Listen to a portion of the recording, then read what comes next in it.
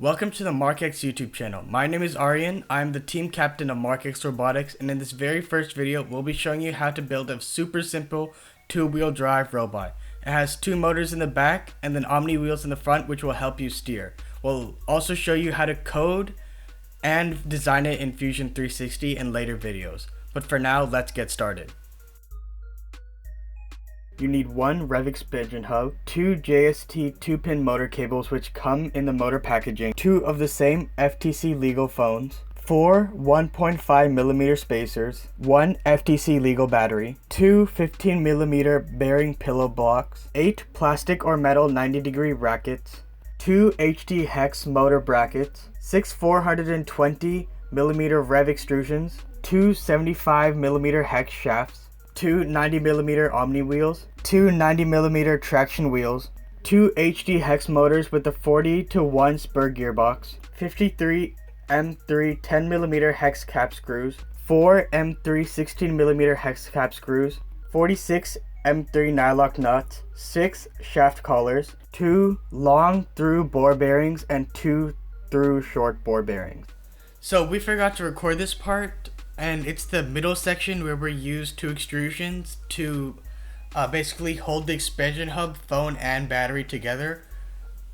So we're sorry about this, but I'm just going to show you how we did it on a CAD model, so that way, and we'll zoom into each one of the parts so you can see exactly how we put it together, and then you can replicate it on your robot.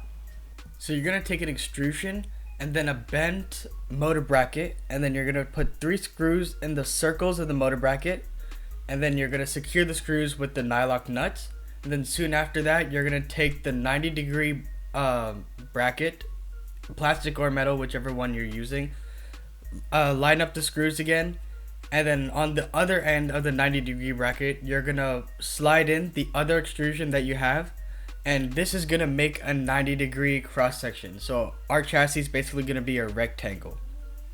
So you're going to take your 5mm nut driver and then screw in all the nuts. Make sure that your extrusions are at a perfect 90 degree. There's no space between the extrusions, and the extrusions aren't poking out of the bracket, otherwise then it's going to create some problems for you later on.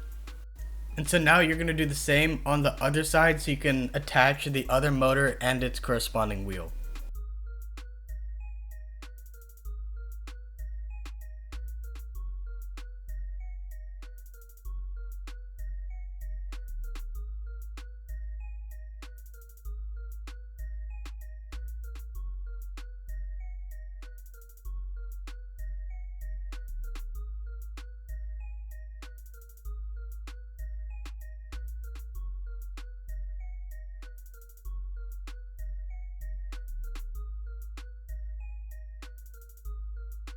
So now we're going to be adding the motor. This motor is the HD hex motor, and it fits perfectly on this bracket. There are 4 screws at the top or bottom depending on which orientation you're going to be using. You want the peg, the thickest peg that's sticking out of the motor, to be resting on one of the grooves, and then after that you're just going to need to turn the motor a little bit and line it up with the holes. It's a little difficult to see, but when you do this yourself, you'll see that the holes on the motor will line up with the holes on the bracket, and after that you'll be using the smaller screws, I think they're like 6mm, to attach the motor to the motor bracket, and you're going to be doing this to both sides.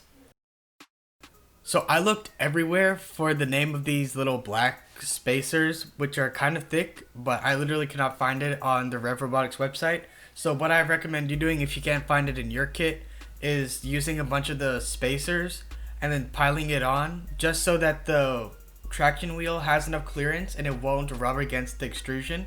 And after that you're going to be using a shaft collar and then just pop it onto the other end, so that way the wheel doesn't move at any place. The shaft collar comes with an Allen key which screws on the end, which screws in the little hole, so that way the shaft collar doesn't move. And if you want to have the shaft collar tied to the wheel, and the spacers don't move either.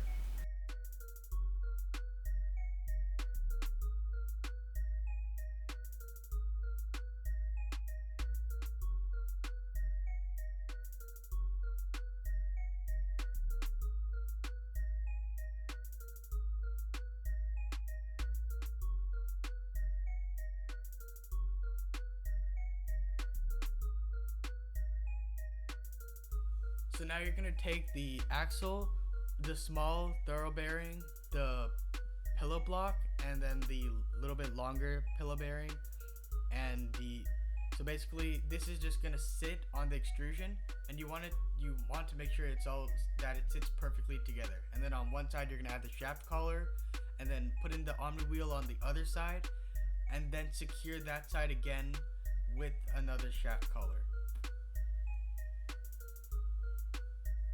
And on the pillow block, you're just going to be using the same 10mm screw again, and then plugging it onto the two sides of the pillow block, and then using that to slide it into the extrusion.